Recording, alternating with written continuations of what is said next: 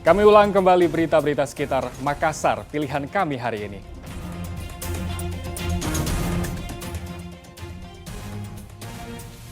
Satu orang tewas dan 4 orang lainnya luka dalam duel maut di Kota Makassar.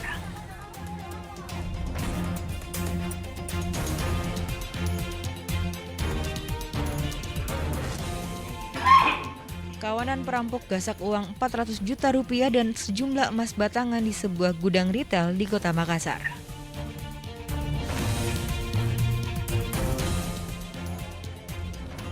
Tak perlu lagi bawa hasil tes COVID-19, jumlah penumpang kapal di Pelabuhan Nusantara Parepare mulai meningkat.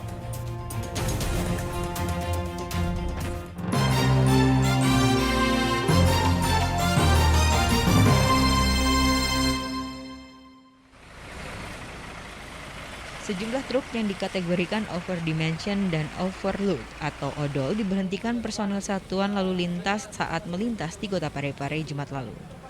Kendaraan yang melebihi ukuran dan kapasitas itu dinilai berpotensi mendatangkan kecelakaan lalu lintas yang dapat membahayakan pengendara lain.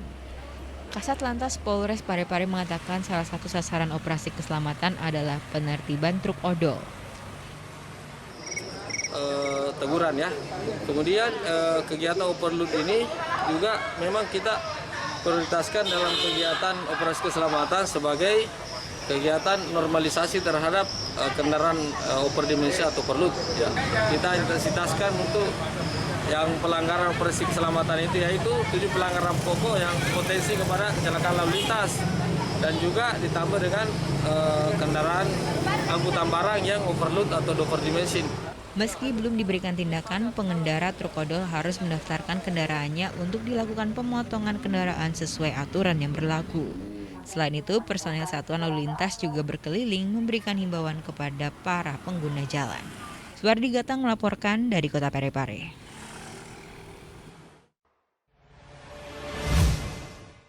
Semestinya juga memang Menteri Koordinator Bidang Perekonomian Erlangga Hartarto memberikan kuliah umum di kampus Universitas Hasanuddin di Kota Makassar Sabtu lalu. Dalam kuliah umum yang dihadiri 600 lebih mahasiswa Unhas Makassar, Menko Bidang Perekonomian Erlangga Hartarto menyinggung pemulihan ekonomi. Salah satunya gelombang Omikron yang berhasil dilewati Indonesia dengan terus digenjotnya vaksinasi.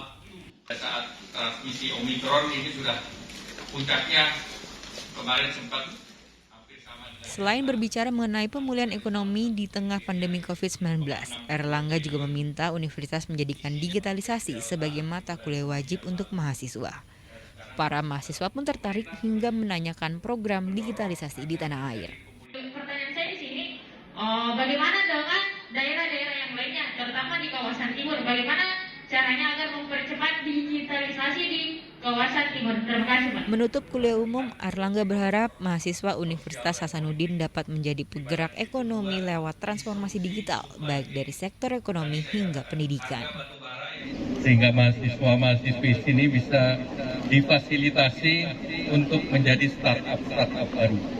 Karena mahasiswanya ada 40.000, tentunya ini merupakan talenta-talenta yang luar biasa.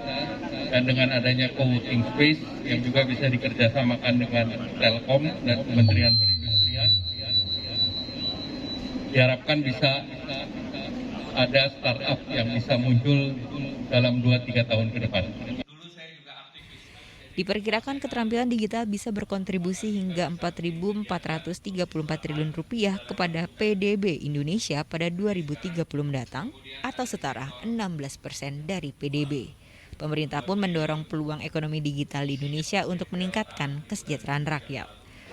Zainuddin melaporkan dari Kota Makassar.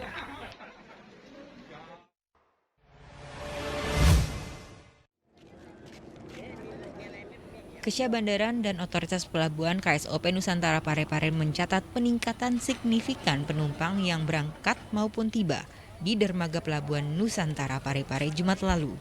Peningkatan itu dampak dari penghapusan hasil tes PCR dan antigen sebagai persyaratan kelengkapan dokumen perjalanan bagi penumpang. Kepala Seksi Keselamatan Berlayar KSOP Nusantara Parepare mengatakan, sejak pemberlakuan Surat Edaran Kementerian Perhubungan Nomor 24 Tahun 2022, terjadi peningkatan penumpang yang berangkat maupun tiba. setelah kemudahan yang diberikan oleh pemerintah, mulai kemarin itu ada peningkatan penumpang ya, baik yang berangkat dari Pelabuhan Parepare maupun yang tiba. Ini biasanya cuma 500-an, sekarang sudah 800-an. Ini yang turun aja KM Italia tadi dari Nunukan sudah 827 orang. Ini kalau yang dari Samarinda mau Sandar ini KM Aditya itu 889 orang. Jadi ada peningkatan ya. Berapa persen kira-kira Pak ini? Kurang lebih ini yang sekarang yang tiba ini kurang lebih 20%.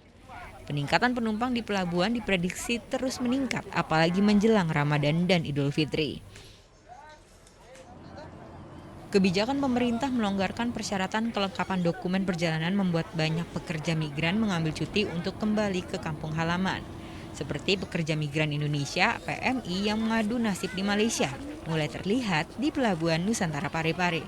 Salah satu pekerja migran Indonesia mengatakan sejak pandemi COVID-19 melanda, mereka kesulitan untuk kembali ke kampung halaman karena syarat kelengkapan dokumen perjalanan yang cukup ribet. Di sana Pak ya? Ya kerja itu hari, dari cuti mau balik. Oh cuti ya? Di sana juga sudah bebas Pak? Belum ya? Belum, tapi kalau tidak ada ini memang. Oh di sana juga diberlakukan gitu? Itu. Harus divaksin juga di sana ya? Divaksin juga sampai dos ketiga, tapi ada nanti ini kelepas ini dos keempat. Oke. Belum berlaku. Koordinator Kesehatan Pelabuhan Nusantara mengatakan surat keterangan hasil PCR hanya berlaku bagi penumpang yang mendapat vaksin dosis pertama. Sedangkan untuk penumpang yang sudah divaksin secara lengkap, cukup memperlihatkan kartu vaksin sebagai persyaratan dokumen perjalanan. Perlakuannya sama, kan di Malaysia juga ada mereka punya vaksin. Nah, jadi kita periksa sertifikat vaksinnya. Kalau itu sekali, tetap wajib rapid test. Dan kami sudah koordinasi dengan KKP dari tujuan, seperti Samarinda. Tidak perlu lagi antigen dari Malaysia Bu ya? Ya? Tidak perlu lagi antigen yang penumpang dari Malaysia? Tetap perlu kalau cuma vaksin sekali. Kalau 2 kali tidak lagi. Karena kan mereka dari Malaysia ke Nunukan dulu, Nunukan baru ke Parepare. Sebelum pemberlakuan surat edaran Kementerian Perhubungan nomor 24 tahun 2022, pekerja migran Indonesia harus mengantongi hasil tes PCR atau antigen dari Malaysia ke Kabupaten Nunukan yang berlaku 1 kali 24 jam. Kemudian dari Nunukan menuju Kota Parepare, para pekerja migran harus tes ulang atau PCR sebelum berlayar ke Pelabuhan Nusantara Parepare. Suwardi Gatang melaporkan dari Kota Parepare.